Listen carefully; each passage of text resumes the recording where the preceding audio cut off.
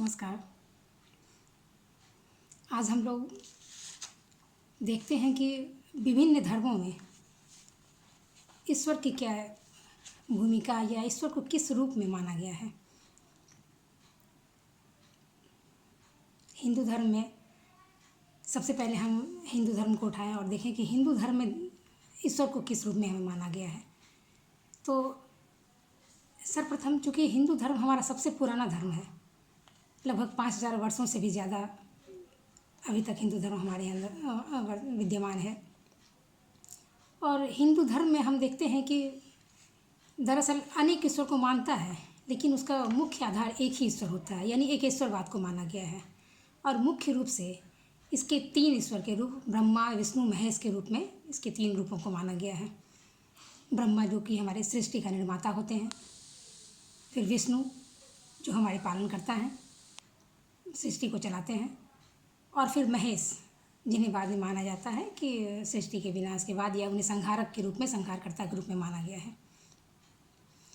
तो ये जो ईश्वरवाद या ईश्वर की जो धारणा है विभिन्न मतों में, तो सर्वप्रथम हम सबसे पहले शुरुआत करें कि वेदों में ईश्वर को, क्योंकि हिंदू धर्म को जैसे की शुरुआत हम जैसे ही करेंगे उसमें वेद, उपनिषद, गीता, इन सब तीनों का विवरण देखना होगा हमें। तो सबसे पहले हम वेदों पे चले आए, क्योंकि हम मानते हैं कि हमारी संस्कृति की शुरुआत वहाँ वैदिक धर्मों से हुई है, वेद से हुई है, और वेदों में ईश्वर निहित विवेचन हम पाते हैं। तो आखिर वैदिकों का या वेदों में क्या ईश्वर संबंधी क्या बातें हैं कहलाता है। तो सबसे पहले हम जब हम वेदों की का अध्ययन हम करें तो हम पाएंगे कि वेदों में मुख्य रूप से ईश्वर के रूप में अनेक देवी देवताओं को माना गया है, जिसमें सूर्य की उपासना करना, चंद्रमा की उपासना करना, वरुण की उपासना करना, अग्नि को देव माना गया है। कई वृक्षों को, जैसे हम लोग तुलसी, पीपल के पेड़, कई तरह की पूजाओं का उसमें विधान किया गया है। और जब किसी विशेष पूजा की ज़रूरत होती थी तो उस समय किसी एक को आराध्य मानकर उनकी पूजा की जाती थी। उस समय वो ही ईश्वर मुख्य रूप से एक हो जाते थे और मुख्य रूप से वो ही, उन्हीं को सर्वश्रेष्ठ ईश्वर माना जाता था। और इस रूप में वो एकेश्वरवाद को प्रधानता देते हैं। वो भी मुख्य रूप से एक ईश्वर को मानते हैं और उनके अनेक रूप होते हैं। उन अनेक रूपों में जिनको जिस तरह से पूजा अर्चना करनी होती है, जिन्हें जिस रूप में उन्हें मानना होता है, वो ईश्वर को मानते हैं। तो मुख्य रूप से जो हिंदू धर्म है वो एक ईश्वरवादी दर्शन है और एक ही ईश्वर को मानते हैं, लेकिन उनके विभिन्न रूपों को लोग मानते हैं। वो जिस रूप में कोई मूर्ति पूजा करता है या कोई वृक्ष की पूजा करते हैं, या विभिन्न रूपों में जिसको जिस रूप में पूजा करनी होती है उसे उसकी पूजा करते हैं। लेकिन मुख्य हमारा आराध्य देव या इष्ट देव वो मुख्य रूप से एक है, इसलिए उसे हिंदू धर्म को एक ईश्वरवादी माना गया है। और वेदों में भी हम यही देखते हैं, क्योंकि जिस समय जिस चीज़ की रूप की पूजा होती है उसे विशिष्ट मान लिया जाता है, इसलिए वेदों में भी एक ईश्वरवाद की प्रधानता हमें देखने को मिलती है। और उसके आगे जब हम उपनिषद पे चलें तो हम उपनिषद में तो मूल रूप से ईश्वर कह के कहीं भी कोई विवेचना भी नहीं मिलती है, लेकिन वहाँ पे ब्रह्म को प्रधानता दी गई है और ब्रह्म को ही उसे ईश्वर के रूप में माना गया है। और ब्रह्म के 2 रूपों को माना गया है, पर ब्रह्म और अपर ब्रह्म। तो पर ब्रह्म जो होता है वो मुख्य रूप से निर्गुण, निराकार, सर्वशक्तिशाली, सर्वज्ञ, सर्वविद्यमान इत्यादि गुणों से संपन्न माना जाता है। वह स्वयं अजन्मा है, लेकिन सभी चीज़ों का वो कारण है, स्वयं और कारण होते हुए भी। लेकिन जो ये अपर ब्रह्म जो होते हैं उनके हम उनका ही अंश कहा जाता है कि हर मनुष्यों में विद्यमान रहता है। अपर ब्रह्म जो है वो क्या होता है, वो हमारे कर्मों के अधिष्ठाता होते हैं, वह स्वयंभू तथा जगत के कारण होते हैं और माया ही उनकी शक्ति होती है। और उसी माया की शक्ति से ये पूरा जगत, समूचा संसार जो है वो चलता है और हम सब उसी माया की से उत्पन्न किए हुए हैं। वेदांत में भी शंकराचार्य ने भी ईश्वर को ब्रह्म का जो रूप है ईश्वर को, उसे माया की शक्ति, ब्रह्म की शक्ति माना गया है। और स्वामी शंकराचार्य ने भी ईश्वर की विवेचना भी इसी ढंग से की है। और माया के जो 2 गुण बताए हैं, आवरण और विक्षेप, उसी के चलते समस्त सृष्टि जो हम देखते हैं, जो व्यावहारिक जगत हम देखते हैं, उसी को वो ही मानते हैं। वेदांत दर्शन में भी हमारे रामानुज शंकराचार्य ने। और इससे आगे जब हम बढ़े तो हम गीता दर्शन की ओर बढ़ते हैं, गीता की ओर। कि गीता के क्या उपदेश हैं। तो गीता के उपदेश तो जो हम लोग आज तक जानते हैं, गीता तो मुख्य रूप से ईश्वरवादी दर्शन है और ईश्वर की विवेचना, ईश्वर को तो उन्होंने माना ही माना है और उन्होंने माना है कि ईश्वर ही सर्वगुण संपन्न निराकार और सब शक्तिमान है और हम सब उसी ईश्वर के अंश हैं। और उन्होंने भी ईश्वर के दो रूप माने हैं, सगुण ईश्वर और निर्गुण ईश्वर। तो सगुण ईश्वर के रूप में हम उसे उसकी उपासना करते हैं और निर्गुण ईश्वर जो है वो सबसे ऊपर है और सगुण ईश्वर की उपासना करते हुए निर्गुण ईश्वर तक पहुंचा जा सकता है। हालांकि उन्होंने दोनों ही रूपों को श्रेष्ठ माना है, सगुण जो जिसकी आप उपासना करते हैं और निर्गुण ब्रह्म, दोनों क्यों, लेकिन दोनों में श्रेष्ठ तो निर्गुण ब्रह्म ही होता है। और वो जो ईश्वर को जो मानते हैं और तो वो मानते हैं कि ईश्वर परम ज्ञानी होता है, परम सत्य होता है, यह जगत का परम विधान होता है, विश्व में यह पूर्णतः व्याप्त होता है।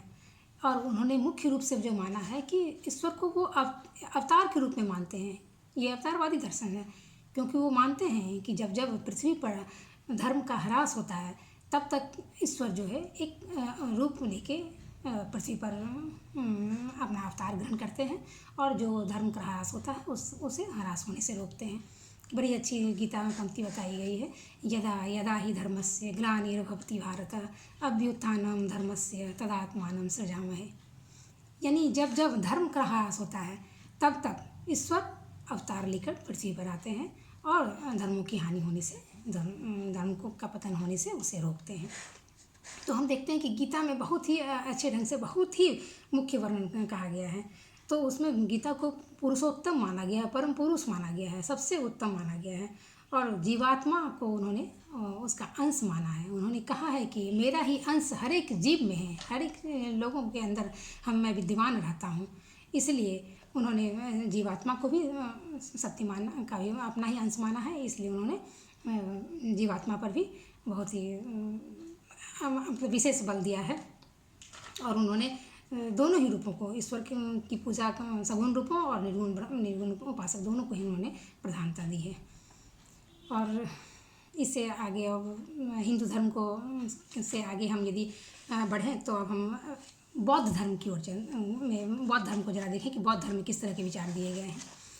तो बौद्ध धर्म, भारतीय दर्शन में बौद्ध धर्म और जैन धर्म मुख्य दो ऐसे धर्म का उदय हुआ जिन्होंने ईश्वर को नहीं माना है, जो जिन्हें निरेश्वरवादी धर्म के नाम से हम लोग जानते हैं। क्योंकि भगवान बुद्ध जो इस बौद्ध धर्म के प्रवर्तक हैं, उनसे जब भी आत्मा परमात्मा के बारे में कुछ सवाल पूछे जाते थे उनके शिष्यों द्वारा, तो इसमें बिल्कुल अक्सर मौन रह जाया करते थे और उनके मौन का बहुत सारे लोगों ने कुछ दूसरा ही अर्थ लगा लिया। लेकिन ऐसी कोई बात नहीं है। उनके मौन होने का अर्थ यह था कि वो इस तत्व मीमांसा विवेचन से परे होना, दूर रहना चाहते थे, क्योंकि उनका ऐसा विचार था कि तत्व मीमांसा विवेचनों में उलझना बेकार होगा। इसका कोई मूल मतलब रूप से एक वो आंसर नहीं देते थे और वो कहते थे कि ईश्वर नाम की किसी सत्ता पर यकीन नहीं किया जाना चाहिए।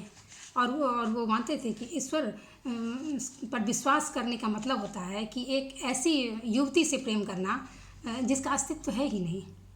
ईश्वर विश्व का कारण नहीं है, वो ईश्वर को विश्व का कारण नहीं मानते थे, बल्कि वो मानते थे कि इस संसार की का जो कारण है वो प्रकृति समुत्पाद, यानी वो 12 कारणों को मानते थे जिसकी वजह से ये पूरे विश्व की या विश्व में जितने भी संसार की जो है चीज़ें हैं वो सब की उत्पत्ति हुई है।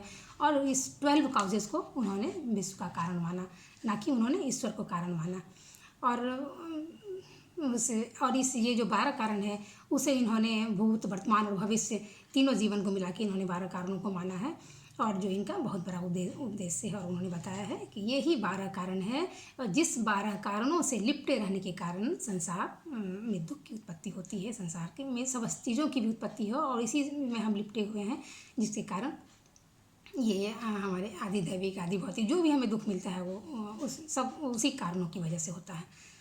और अपने शिष्यों को उपदेश देते हुए कहते थे कि वो आत्मदीपो भव, यानी आप अपना दीपक स्वयं बनो, ना कि किसी ऐसी चीज़ पर, किसी ऐसी सत्ता पर विश्वास करना है जिसके भरोसे बैठना है, बल्कि आप स्वयं प्रकाशमान हो, आप अपने अंदर प्रकाश भरो और आप खुद अपना दीपक बनो और आप आगे बढ़ते जाओ। तो ये बौद्ध दर्शन में हम इस तरह की विवेचना को देखते हैं। इन्होंने ईश्वर को ना मानकर बल्कि 12 कारणों को माना है, और जिसे माना है कि समस्त विश्व और समस्त संचार में जितनी ये चीज़ें हैं उन सबों की उत्पत्ति होती है। और इसके आगे हम जैन दर्शन पे आगे बढ़ते हैं। तो जैन भी निरीश्वरवादी दर्शन है। जैन दर्शन के प्रवर्तक भगवान महावीर थे, और ये भी विशुद्ध निरीश्वरवादी दर्शन है। इन्होंने भी ईश्वर को अपने दर्शन में स्थान नहीं दिया है, और ये तो इन्होंने भी मूल रूप से बुद्ध की बातों को ही अपनाया है। और इस दर्शन के जो 24वें तीर्थंकर हैं भगवान महावीर हैं, और 23वें तीर्थंकर जो हैं वो पार्श्वनाथ का नाम आता है, और प्रथम जो इनके तीर्थंकर थे वो ऋषभदेव माने जाते थे। तो जैन धर्म भी जो है वो ईश्वर को अपने दर्शन में स्थान नहीं देते हैं। ये आत्मा को मानते हैं, लेकिन क्षणिक आत्मा में विश्वास करते हैं। किसी परमानेंट आत्मा में विश्वास नहीं, बल्कि ये विज्ञान को, ये आत्मा को भी विज्ञान का प्रवाह मानते हैं। इसलिए क्षणिक आत्मावाद में ये मोमेंट्रीनेस में, ये थ्योरी ऑफ मोमेंट्रीनेस में ये विश्वास करते हैं। तो मूल रूप से भारतीय दर्शन में जो बौद्ध दर्शन है और इस्लाम दर्शन है, ये दोनों निरीश्वरवादी दर्शन है। और इसके आगे बढ़े तो न्याय दर्शन, ये अपने दर्शन में ईश्वर को प्रधानता देते हैं। जबकि भी वेदांत दर्शन को भी हमने देखा कि शंकराचार्य ने भी अद्वैत वेदांत में ब्रह्म को ही माना है। ब्रह्म सत्यम जगत मिथ्या जीव और ब्रह्म एवं नापर। उन्होंने ब्रह्म को एकमात्र सत्ता माना है, और जीव और ब्रह्म को इन्होंने अभिन्न माना है एक दूसरे से, और इन्होंने ब्रह्म को लेके ही अपने सिद्धांत की चर्चा की और उसे आगे बढ़ाया। और अब हम चले आए कि इस्लाम धर्म में ईश्वर का क्या स्थान है और किस रूप में इन्हें देखा गया है। तो इस्लाम धर्म के प्रवर्तक हम जानते हैं कि मोहम्मद साहब हैं, इस्लाम धर्म के प्रवर्तक। और इन्हें इस्लाम धर्म का प्रचार करने में अनेकों दिक्कतों का सामना शुरुआत में करना पड़ा था। यह शुद्ध रूप में यह दर्शन जो है एक ईश्वरवादी दर्शन है। इस धर्म के अनुसार अल्लाह को छोड़कर कोई भी दूसरा ईश्वर नहीं है, और ये ईश्वर को पूर्ण रूप से ये सत्य मानते हैं ईश्वर को, और ईश्वर को ही ये सब कुछ मानते हैं।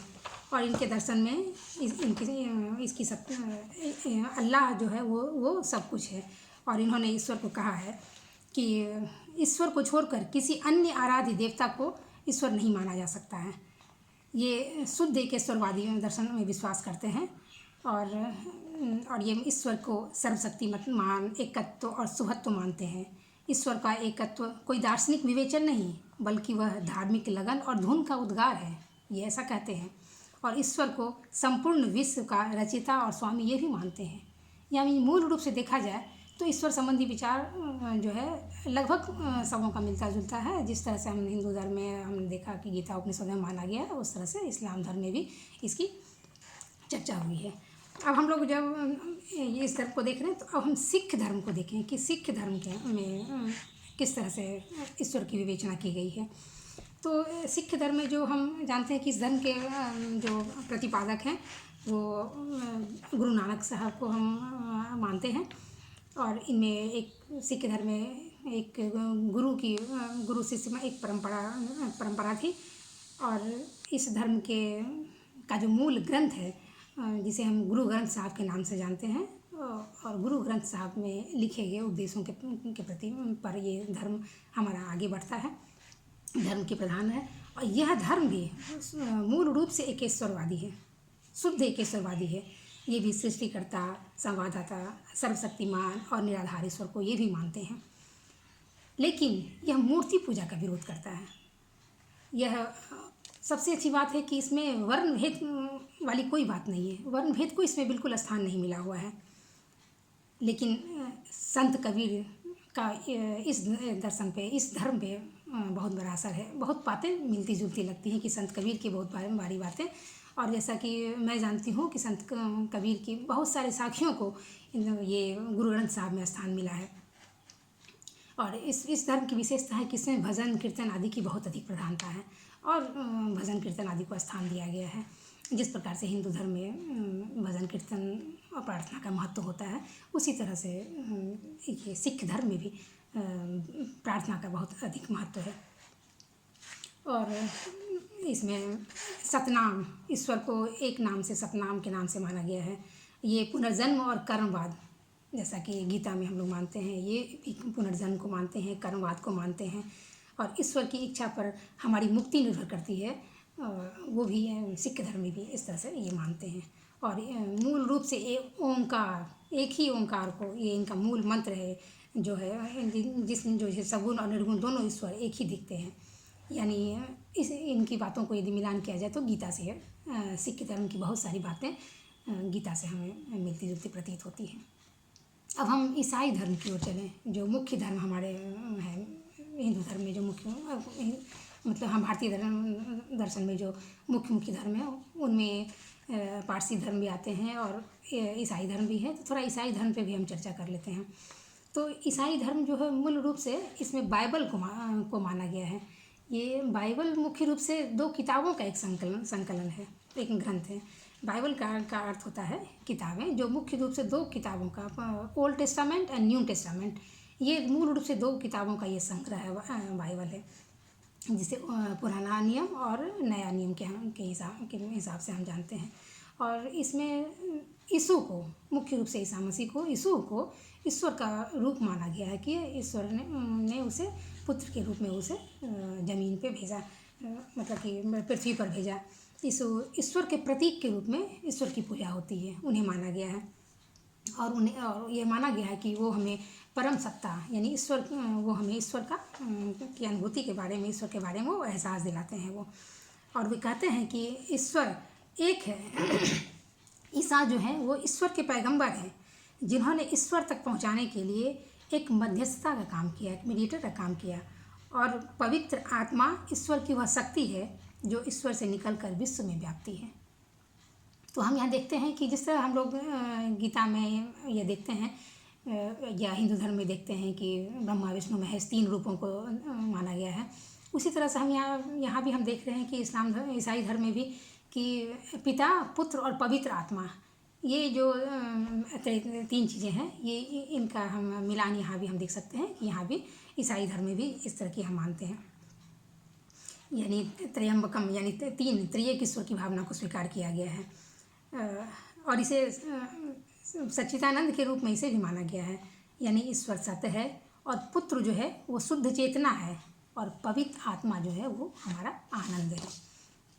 तो इस तरह से हम देखते हैं कि हर एक दर्शनों में ईश्वर का विचार हमें देखने को मिलता है, चाहे वो ईसाई धर्म हो, चाहे वो पारसी धर्म हो, चाहे वो सिख धर्म हो, या हिंदू धर्म हो, या फिर इस्लाम धर्म हो। हर एक धर्मों में ईश्वर को माना गया है, ईश्वर की सत्ता में विश्वास किया गया है, और सभी अपने अपने हिसाब से, लेकिन मुख्य रूप से एक ही ईश्वर को सभी मानते हैं और शुद्ध एक ईश्वरवादी हैं, सब मानते हैं। हाँ, ये अलग बात है कि कुछ दर्शनों ने मूर्ति पूजा का, जैसे कि सिख धर्म में हमने देखा कि वो मूर्ति पूजा को उनको नहीं मानते, वो मूर्ति पूजा को विरोध करते हैं। जबकि भारतीय हिंदू धर्म में ऐसा कुछ नहीं है। हिंदू धर्म में अपने अपने हिसाब से लोग पूजा करते हैं और यह मानते हैं मूर्ति पूजा में कि वो ईश्वर तक पहुंचने का एक जरिया है। किसी भी रूप में उसकी हम उपासना कर सकते हैं, सगुण ब्रह्म की उपासना करें, निर्गुण ब्रह्म की उपासना करें, लेकिन हम देखते हैं कि हर एक ईश्वर एक ही जगह पर हमें पहुंचाते हैं, हमें ले जाते हैं, जो मूल रूप में जो है जिनको प्राप्त करता है और जो हमारे मुक्ति का साधन है। तो ईश्वर की धारणा ये विभिन्न धर्मों की एक संक्षिप्त ये विवेचना थी, जो रिलीजन, फिलॉसफी ऑफ रिलीजन 2 के विद्यार्थियों के लिए के सिलेबस में ये है। तो ये इस विवेचन को देखने के बाद आप इसे विस्तार पूर्वक अपने अपने हिसाब से आप इसे प्रश्नावली के रूप में तैयार कर सकते हैं, और ये भी किसी भी रूप में आ सकता है, या आपको संक्षिप्त आंसर देने के हेतु या फिर विस्तृत लॉन्ग आंसर के लिए आवे। तो आशा है कि आप मेरी आज की इस वीडियो को देखकर आप लाभान्वित होंगे। धन्यवाद।